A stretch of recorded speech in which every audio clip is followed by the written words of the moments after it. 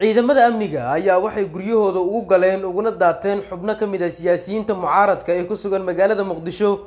wasiirkii hore ee diinta iyo ooqaafta xukuumadda federaalka Soomaaliya Cumar Cali Roble, ganacsade Cali Xaaji Iimaan iyo Bulaale ayaa dhammaantood waxaa laga qabtay agagaarka Hotel Global ee magaalada Muqdisho.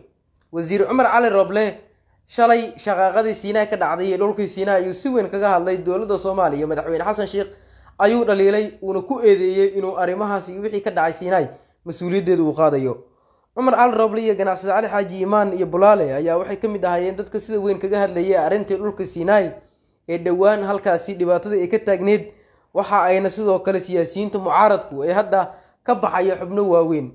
xubnaha kale ee siyaasiyiinta mucaaradka ayaa hadda cabsi ku sugan iyo in iyagu laftirkooda la qabto gacanta lagu dhigo la xiro, maadaama ay qorsheysanayaan waqtigan barnaamijyo waaweyn ay doonayaan inay ka dhigaan magaalada Muqdisho iyo sidoo kale Siinaa Daynile iyo sidoo kale Tarabuunka.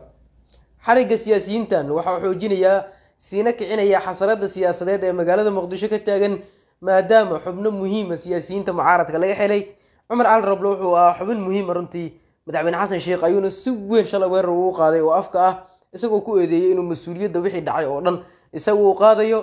wuxuuna sheegay in Xasan Sheikh aanan arrimahaasi waxyaabo kale oo aad fara badanba looga horeyn.